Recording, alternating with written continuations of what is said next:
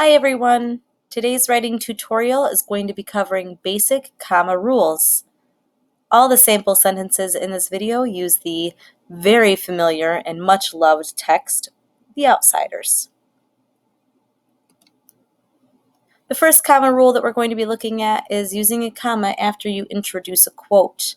A quote is a sentence that's written in quotation marks. This could be dialogue that a character says, and more often it's going to be text evidence that you are pulling verbatim from the text and putting in quotes. Two examples here. Cherry told Ponyboy, quote, "Things are rough all over." You're going to notice that the comma comes before the quotation mark and comes before the quote itself. I'm sure a lot of you are used to writing in the text it states, comma, "Let's do it for Johnny." Okay, so anytime you want to write a quote down, you must put a comma beforehand. You're going to notice that there is a common phrase, punctuation before quotation. You're going to want to put a punctuation mark, be it a comma, before any quotation. And you're also going to notice here that there's punctuation before this quotation mark too, because your punctuation goes before your quotation.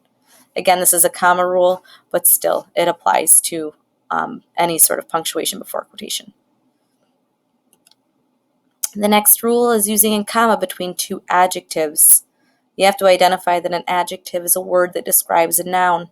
If there are two adjectives next to each other, you must put a comma between them to separate the two ideas. Ponyboy was wearing his old sleeveless sweatshirt. Old and sleeveless being the adjectives, sweatshirt being the noun. You must separate those two adjectives with a comma. Johnny lived in an old, run-down house with his parents. Old and run-down being the adjective to describe the house, a comma being used to separate them. The next comma rule is using a comma after most transition words. Most of you have used transition words in your writing on a regular basis. Some examples are therefore, however, as a result, in addition, at first, to begin, first of all, etc., etc.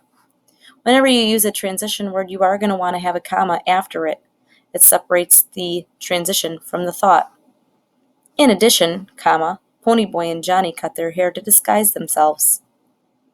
At first, Pony didn't believe that it was Johnny who killed the Soch.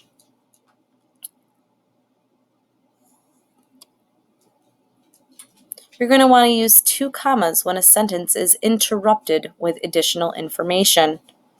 This is really easy to identify because if you have a sentence that could be read without the interruption and it would still make sense, then that's how you know it's an interruption. If you look at here, Steve Randall, Soda's best friend, did not really like Ponyboy. If I take out this interruption here, Soda's best friend, and read the sentence, Steve Randall did not really like Ponyboy, it still makes sense. So when a sentence is interrupted with additional information, which would be Soda's best friend, that's where you have to use two commas, okay? Down here it's the same thing. Ponyboy, even though he never remembered, had a nightmare after his parents were killed. If I take out this interruption, even though he never remembered, the sentence should still make sense. Ponyboy had a nightmare after his parents were killed. So again, you're going to want to use two commas to separate that additional information that's interrupting the original sentence. You're going to want to do the same thing in your own writing.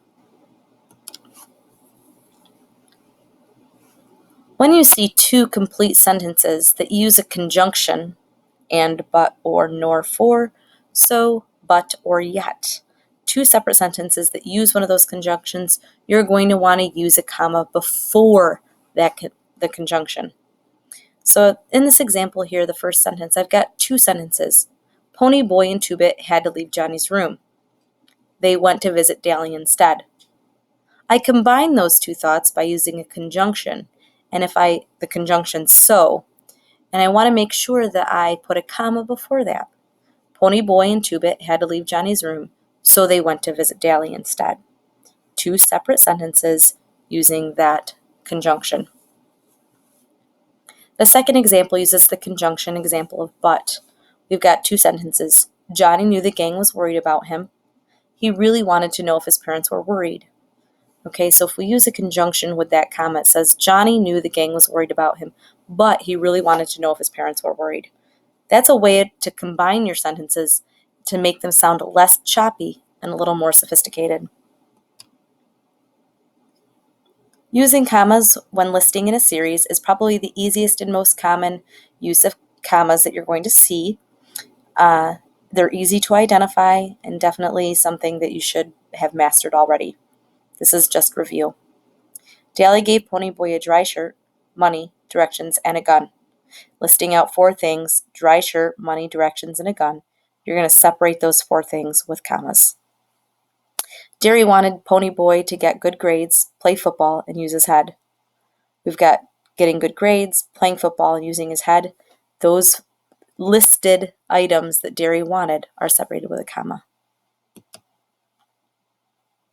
Last, you're going to use a comma to introduce an introductory phrase if it's more than 3 words. The way you identify an introductory phrase is if you took that part off at the beginning of a sentence. If the rest of the sentence makes sense on its own, then you know it's an introductory phrase. Toward the end of the story, Ponyboy realizes something about life and how people interact.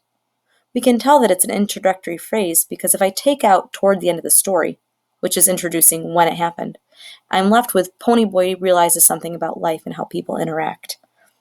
I want to make sure to separate that introductory phrase, much like a transition word, but it's a phrase. We want to separate that with a comma. Okay, the second example, before the movie even started, Dally was harassing Cherry.